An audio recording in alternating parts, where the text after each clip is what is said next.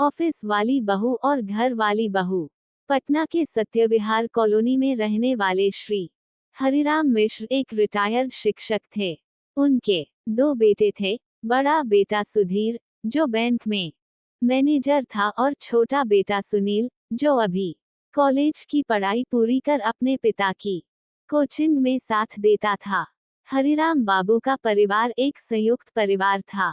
बड़ा बेटा सुधीर की पत्नी थी नेहा, MBA पास, सुंदर, स्मार्ट और एक निजी फर्म में HR मैनेजर।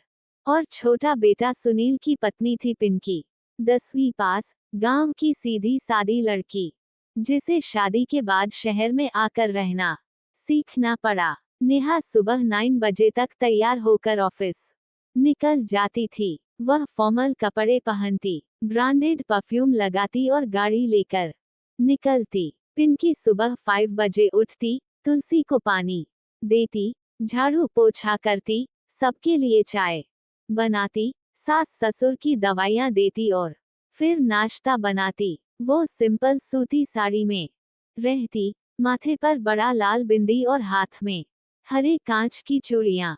दोनों की दुनिया अलग थी। एक कॉर्पोरेट के बोर्डरूम में फाइलें निपटाती थी, दूसरी रसोई और आंगन में जिंदगी को सजाती थी। सास सुनीता देवी गाहे बगाहे ताने देती, देखो नेहा बहू को, पढ़ी लिखी है, 4 पैसे कमा रही है। पिंकी, तुम भी कुछ सीखो, कब तक केवल झाड़ू पोछा ही करोगी। नेहा की माँ जब मिलने आती तो कहती, हमारी बेटी तो ऑफिस में नाम कमा रही है, और ये छोटी बहू बस घर में पोंछा लगा रही है। पिंकी चुप रहती। वो कहती, क्या घर चलाना आसान है? रोज सास ससुर, पति, बच्चों का ख्याल और सबकी पसंद का खाना बनाना, क्या ये भी कोई नौकरी से कम है? नेहा सोचती, सारी जिम्मेदारी मुझ पर क्यों? घर भी देखो, ऑफिस भी देखो, और सुनो भी ताने। नेहा की सुबह जल्दी शुरू होती, लेकिन घर के कामों से ज्यादा उसे मीटिंग की चिंता रहती। कई बार वह नाश्ता छोड़कर निकल जाती। उसकी झुंझलाहट घर पर उतरती, पिंकी, बच्चे को तैयार कर दो, माँ जी की दवा दे दो, मुझे देर हो रही है। पिंकी खामोशी से सब कर देती। बच्चे को तैयार करती, टिफिन पैक करती और नेहा को बाय करती। शाम को नेहा जब लौटती, थकी होती, ऑफिस की टेंशन, बॉस की डांट, काम का दबाव, सब चेहरे पर दिखता। वो अक्सर पिंकी को देखकर सोचती, इसकी जिंदगी कितनी आसान है, कोई टारगेट नहीं, कोई बॉस नहीं। वहीं पिंकी जब रात में थककर सोती तो सोचती, नेहा दीदी कितनी भाग्यशाली हैं, घर से बाहर जाती हैं, अपनी पहचान है, और मुझे तो लोग सिर्फ नौकरानी जैसी ही समझते हैं। मोहल्ले की महिलाएं जब मिलती तो एक तरफ कहती, नेहा बहुत होशियार है, आजकल की बहुएं ऐसी ही होनी चाहिए। वहीं दूसरी ओर बोलती, पिंकी जैसी बहुएं अब कहाँ मिलती हैं, पांव दबाए खाना बनाए बिना उफ किए।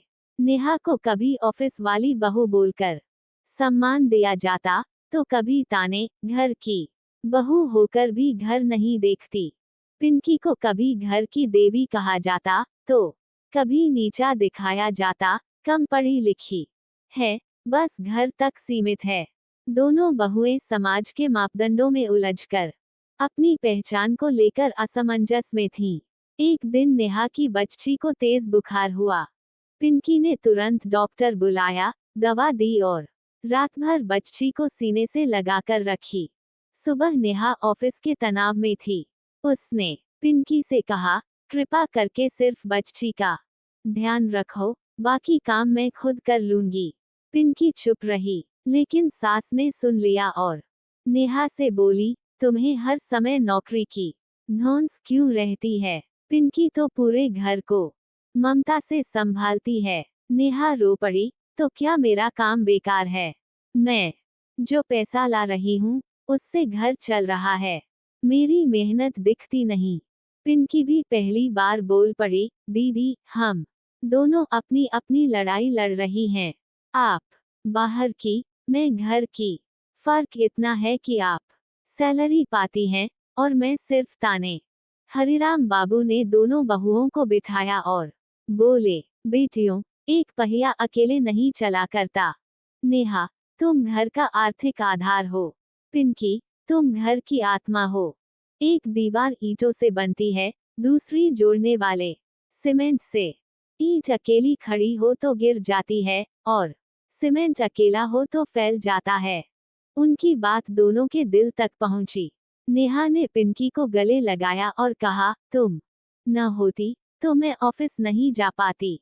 पिंकी ने कहा, और आपकी कमाई न होती तो मैं घर अच्छे से नहीं चला पाती। अब घर का माहौल बदल चुका था। नेहा घर के कामों में हाथ बंटाने लगी। पिंकी को ऑनलाइन क्लास दिलवाई गई।